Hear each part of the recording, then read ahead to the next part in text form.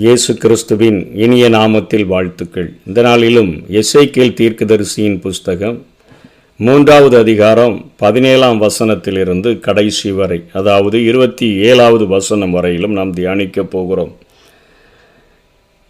இங்கே எசேக்கியேலை ஆண்டவர் இஸ்ரவேலுக்கு காவலனாக நியமிக்கிறதை நாம் பார்க்கிறோம். காவலன் என்கிற தலைப்பின் கீழே இந்த செய்தியை நாம் பார்க்க போகிறோம். எசேக்கியேல் தேவனுக்காக தயாரான காலத்தில் தான் பாபிலோனில் அவர் தயாராகி கொண்டிருக்கிறார். தானியேல் நேபுகாத் நேச்சாரினுடைய அரண்மனையில் அவர் இருக்கிறார். அந்த சூழ்நிலையில் இஸ்ரவேலினுடைய 10 கோத்திரங்களும் அசீரியாவுக்கு அடிமைப்பட்டு போய் கிட்டத்தட்ட 129 ஆண்டுகள் ஆகியிருந்தன. எருசலேம் முற்றிலுமாக அழிக்கப்படுகிறதற்கு இன்னும் 6 ஆண்டுகள் மாத்திரம் இருந்தன. அந்த சூழ்நிலையில் யூதா பட்டணங்களுக்கு, யூதா தேசத்திற்கு எருமையா அங்கே எருசலேமில் அங்கே மனம் திரும்பும்படியாக அறைகூவலை கொடுத்து கொண்டிருந்த அந்த நாட்களில் இங்கே ஆண்டவர் எசேக்கியேலை ஆயத்தப்படுத்துகிறதை பார்க்கிறோம். பாபிலோன் தேசத்திலே எசேக்கியேலை தேவன் இஸ்ரவேல் வம்சத்தாருக்கு காவலனாக அழைத்தாரே, அவர் தேவனிடம் கேட்டு மக்களுக்கு அறிவிக்க வேண்டியது அவருடைய கடமையாக இருந்தது. 17ஆம் வசனத்தில், மனுபுத்திரனே, உன்னை இஸ்ரவேல் வம்சத்தாருக்கு காவலாளனாக வைத்தேன். நீ என் வாயினாலே வார்த்தைகளை கேட்டு என் நாமத்தினாலே அவர்களை எச்சரிப்பாயாக என்று சொல்லி அங்கே அவர் கட்டளை பெறுகிறார். காவலன் என்பவர்கள் அவர்கள் தூர பார்வை உடையவர்களாக அவர்கள் காண வேண்டும். தூரத்தில் வருகிற தீங்கை அறிவித்து மக்களை எச்சரிக்கிறவர்களாக அவர்கள் காண வேண்டும். உயரமான கோபுரங்களை அமைத்து அதன் மேலே நின்று கொண்டு அவர்கள் அங்கே தேசத்துக்கு வரக்கூடிய அழிவை அறிவிக்கக்கூடியவர்களாக இருக்க வேண்டும். ரோமருடைய சிறையில் வாழ்ந்த சிறை காவலர்கள் அவர்களுக்கு என்ன கட்டளை? ஏதாவது கைதியை தப்ப விட்டுட்டாங்கன்னா தப்ப விடுகிறவர்கள் மரண தண்டனை பெறுகிறது அவர்களுக்கு உறுதியாக இருந்தது. ஆகவே தான் பவுலும் சீலாவும் அவர்கள் அந்த சிறைச்சாலையில் பாடின பொழுது சிறைச்சாலையினுடைய அஸ்திபாரங்கள் எல்லாம் அதிர்ந்து கதவுகள் திறந்த அந்த சூழ்நிலையில் அங்கே இருக்கக்கூடிய காவல் அந்த அதிகாரி எல்லாரும் தப்பிட்டாங்களோன்னு சொல்லி நினச்சி தன்னுடைய உயிரை மாய்த்து கொள்ள முற்படும் பொழுது பவுல் அங்கே அவருக்கு நற்செய்தி வழங்குகிறதை நாம் பார்க்கிறோம். இப்படிப்பட்ட ஒரு பொறுப்பான வேலையை செய்கிற காவலனாக அவர்கள் அன்றைக்கு நியமிக்கப்பட்டார்கள், ஊழியர்கள். அதே போலத்தான் இன்றைக்கும் ஊழியர்கள் காவலர்களாக ஆண்டவருடைய எச்சரிப்பை அறிவிக்கக்கூடியவர்களாக, ஆண்டவருடைய நற்செய்தியை அறிவிக்கக்கூடியவர்களாக, ஒரு தூர பார்வை உடையவர்களாக அவர்கள் இருக்க வேண்டும். ஏசாயாவை நம்ம எடுத்துக்கொண்டோம் என்று சொன்னால் அவர் அந்த ஜனங்களுக்கு வரவிருக்கக்கூடிய 150 ஆண்டுகளுக்கு பின்பாக வரக்கூடிய சிறையிருப்பை அறிவித்தார். அதற்கு பின்பாக 70 ஆண்டுகளுக்கு பின்பாக சிறையிருப்பிலிருந்து மீண்டு வருகிற காரியங்கள், மேசியாவினுடைய வருகை மற்றும் அங்கே புதிய வானம் புதிய பூமி தோன்றுதல் வரையிலும் கடைசி வரையிலும் தூர பார்வை உடையவராக ஏசாயா அறிவித்ததை நாம் பார்க்கிறோம். எரேமியாவும் தூர பார்வை உடையவராக 1000 வருட அரசாட்சி, தேவனுடைய கடைசி நியாய தீர்ப்புகள் இதுவரையிலும் அவர்கள் தூர பார்வை உடையவர்களாக நற்செய்திகளையும் நியாய தீர்ப்புகளையும் வழங்கக்கூடியவர்களாக இருந்தார்கள். இப்பொழுது இந்த அதிகாரத்தில் எசேக்கியேலுக்கு என்ன கட்டளை கொடுக்கப்படுகிறது? 4 வகையான மக்களை அவர் எச்சரிக்க வேண்டியது இருக்கிறது. அதாவது மனம் திரும்ப மனமற்ற துன்மார்க்கர்களுக்கு அவர் அங்கே ஊழியத்தை செய்ய வேண்டியது இருக்கிறது. 18ஆம் வசனத்திலிருந்து தொடங்குகிறது. சாகவே சாவா என்று நான் துன்மார்க்கனுக்கு சொல்லுகையில் நீ துன்மார்க்கனை அவன் தன் துன்மார்க்கமான வழியில் இராதபடிக்கும் அதை அவனுக்கு நீ சொல்லணும் அப்படின்னு ஆண்டவர் சொல்லுகிறதை பார்க்கிறோம். திரும்ப மனமற்ற ஒரு துன்மார்க்கனுக்கும் நீ உன்னுடைய வார்த்தைகளை சொல்லும் பொழுது திரும்ப மனம் திரும்ப மன வைக்கக்கூடிய ஒரு துன்மார்க்கனுக்கும். கொஞ்சம் பேர் மனம் திரும்புவாங்க, கொஞ்சம் பேர் மனம் திரும்ப மாட்டாங்க. ஆனால் நீ பேசாமல் இருக்கக்கூடாது, நீ பேசி ஆகணும். நீ பேசாமல் போனான்னு சொன்னால் அவன் தன் துன்மார்க்கத்தில் செத்துட்டான்னு சொன்னால் அவனுடைய இரத்த பழியை அவன் கையில் கேட்பேன். ஆனால் அவன் மனம் திரும்பிட்டான்னு சொன்னால் அவனும் ரட்சிக்கப்பட்டுருவான், நீயோ உன் ஆத்துமாவை தப்பித்து கொள்ளுவாய். சொல்லிட்டா போதும், நீ உன்னுடைய ஆத்துமாவை தப்பித்து கொள்ளுவாய் என்கிற ஒரு காரியத்தை குறித்தும், திரும்பாமல் அநீதி செய்யும் மனம் திரும்பாம அநீதி செய்யக்கூடிய ஒரு நீதிமானுக்கும், அந்த நீதிமான் ஒருவேளை தவறு செய்யும் பொழுது அவனுக்கு நீ எச்சரிக்கும் பொழுது மனம் திரும்பிட்டான்னு சொன்னால், அப்படிப்பட்ட ஒரு நீதிமான். 4 வகையான மக்கள்: மனம் திரும்ப மனமில்லாத துன்மார்க்கன், மனம் திரும்ப மன வைக்கிற துன்மார்க்கன், மனம் திரும்ப விரும்பாமல் அநீதி செய்கிற நீதிமான், மனம் திரும்பி அநீதியை விட்டு விடுகிற நீதிமான்கள். இப்படிப்பட்ட 4 வகையான மக்கள் நீ வாழுகிற பட்டணத்தில் இருக்கிறாங்க, உன்னோடு கூட தங்கி இருக்கிறாங்க. நீ குடியிருப்புகளில் குடியிருந்து உன் வீட்டில் உட்கார்ந்து கொண்டு நீ ஊழியத்தை செய்தா போதும், உன் ஜனங்களுக்கு செய்தா போதும், நீ கடினமான மொழிகளெல்லாம் கற்க வேண்டிய தேவையில்லை.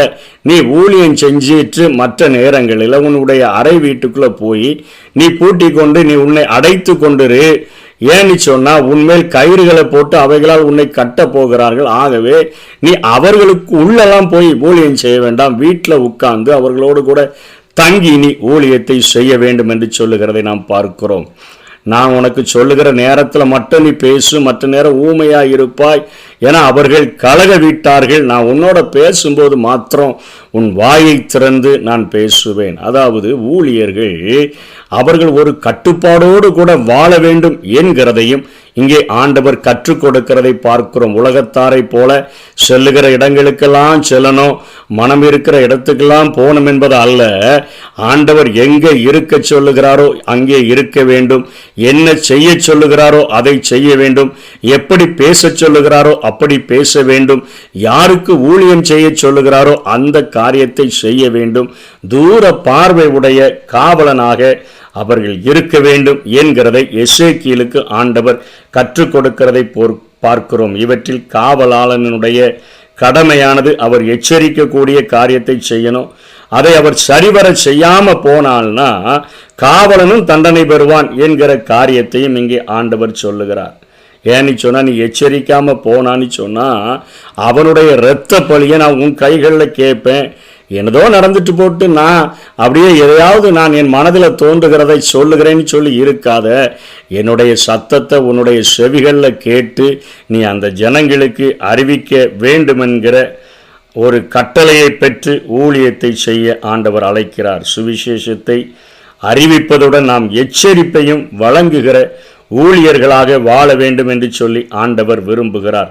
கடமை தவறுனு சொன்னால் அது நமக்கு தண்டனைக்குரியதாக மாறிவிடும். தேவனுடைய சிறப்பு காவல் படையில் பணியாற்றுகிறதற்கு இன்றைக்கும் ஆள் தேவை. நம்ம விருப்பம் உண்டு என்று சொன்னால் நம்ம விண்ணப்பித்து அந்த ஊழியத்தை நாம் செய்ய முடியும். ரோமர் 1:14 அங்கே பவுல் சொல்லுகிறார், நான் கிரேக்கருக்கும் மற்ற அந்நியர்களுக்கும் ஞானிகளுக்கும் மூடருக்கும் நான் கடனாளியாய் இருக்கிறேன் என்று சொல்லுகிறார்.